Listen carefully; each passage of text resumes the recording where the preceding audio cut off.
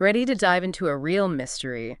We're talking Max Theon, a name you might not know, but stick with us, because this is a deep dive into a figure shrouded in enigma. And possible whispers, at least for those who know a bit about Western esotericism, of a man who shaped a lot of its modern thought. So we're digging into those whispers, right? What's the story with this Max Theon? What makes him so fascinating that we're devoting a whole deep dive to him? And a deep dive, we're lucky enough to have some really intriguing sources to work with on this one. We've got those biographical accounts, right? Though even those are a bit, shall we say, shrouded in mystery. And we've got records from some of the groups he founded, like, wow, fascinating stuff, and even some glimpses into his teachings. Through his followers, exactly. Like, we've got Mother's Agenda, which, Right. and this is cool, is a collection of Mir Alfasa's conversations about Theon and his work. And all of this starts to paint a picture of a man who, and this is what's wild, might have been one of the most low-key but influential figures in modern esotericism. Chose to stay in the shadows, our guy. Deliberately or otherwise, who knows? That's what is so captivating, at least to me, about Theon, is that his life feels less like a concrete historical account and more like a carefully constructed myth, A myth we're going to try and unpack. So let's start with the known unknowns, right? Who is Max Theon? We've got him born in Warsaw, possibly 1848, but even that's debated. And then there's the names.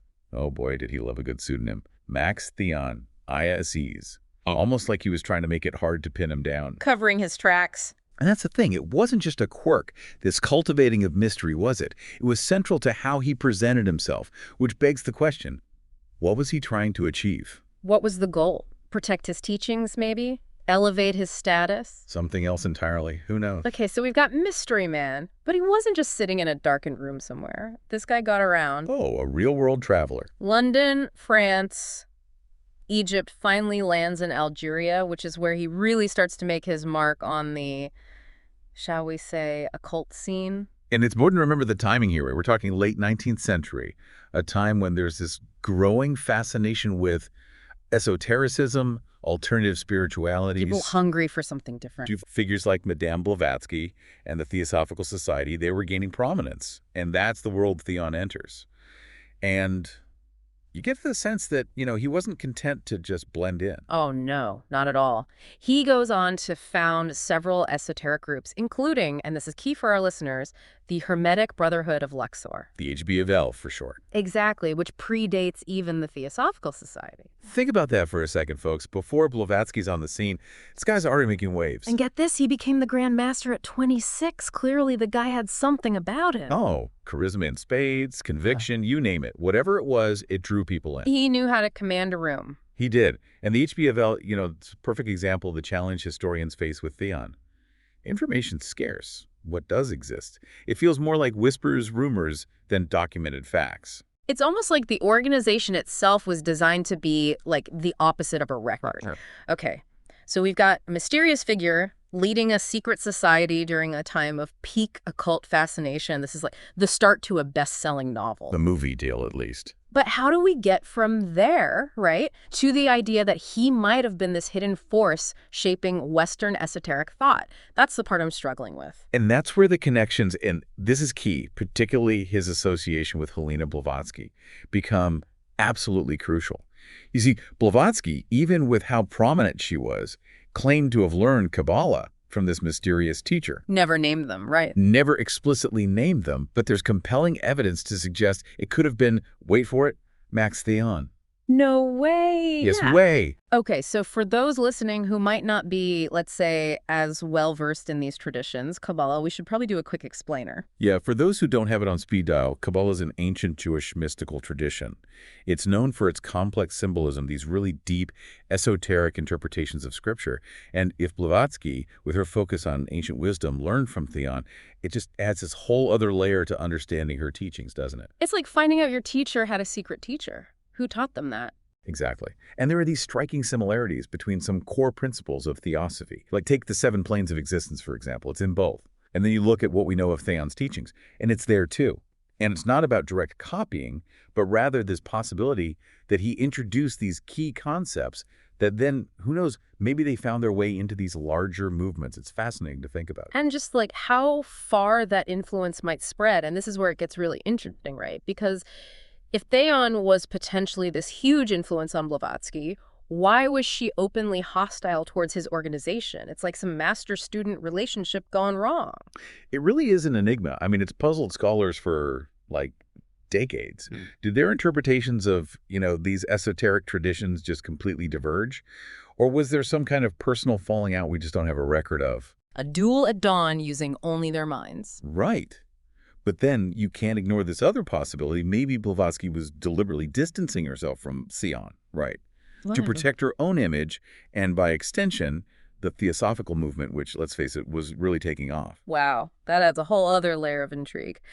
But Blavatsky wasn't the only, shall we say, notable figure connected to Théon. And to really understand him, we need to talk about the women in his life, because they were not just sitting on the sidelines, starting with Alma. His wife. Yes. Yeah. Who was not just his wife, but a huge collaborator in his occult work. And that in itself is fascinating. No, absolutely. It was unusual, for a male occultist of that era to elevate a woman to such a prominent position. I mean, it really makes you think about our assumptions about the role of women in these movements.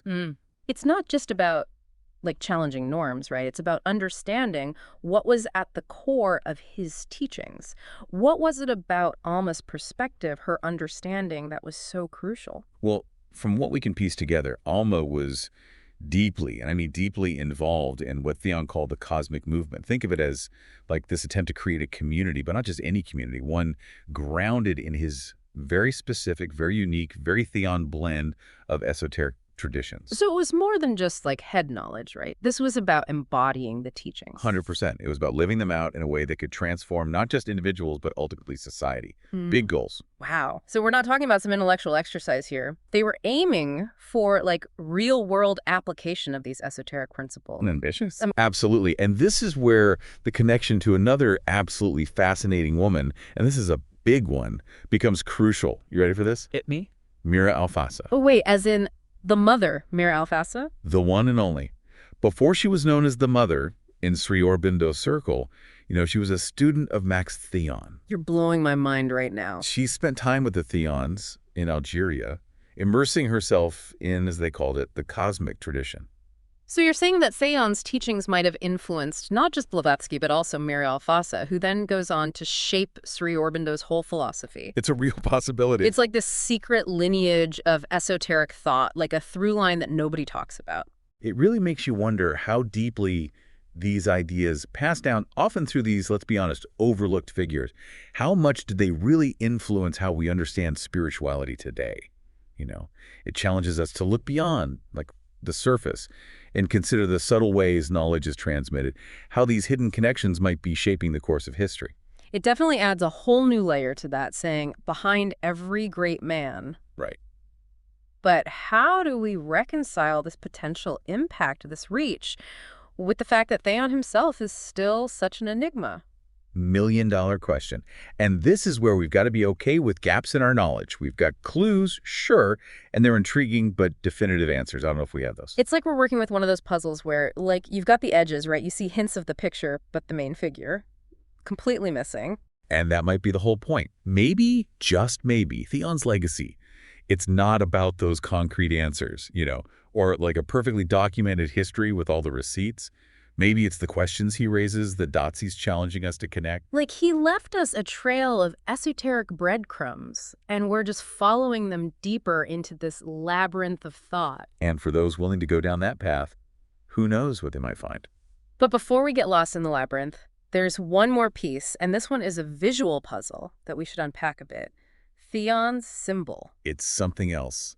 Not just some random doodle, let me tell you. There's a whole vibe. Oh, it's deliberate, this fusion of symbolism. It's sending a message even if we're not sure what that message is. So paint us a picture here. What are we looking at? Okay, so imagine this, right? You've got a lotus flower, which, boom, often associated with Eastern spirituality. And they're nestled within a six-pointed star. Hello, Jewish mystical traditions. Anyone.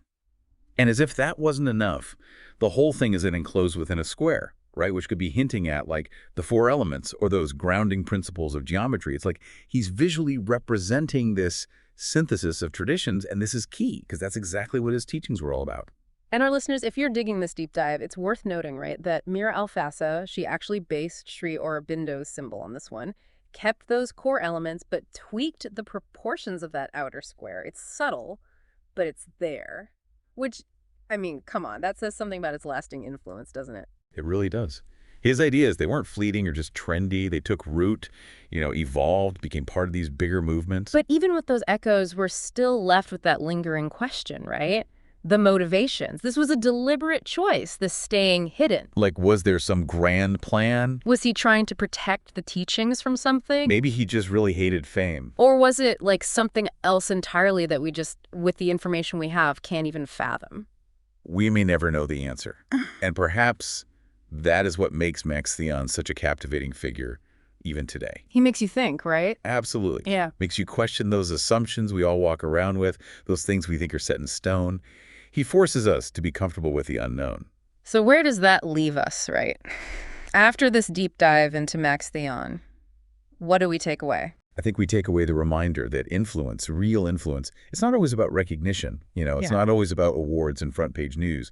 It can be subtle, like those whispers on the wind, shaping thought and belief in ways we might not ever fully grasp. Max Theon, occultist, enigma, and maybe, just maybe, a hidden architect of modern spirituality.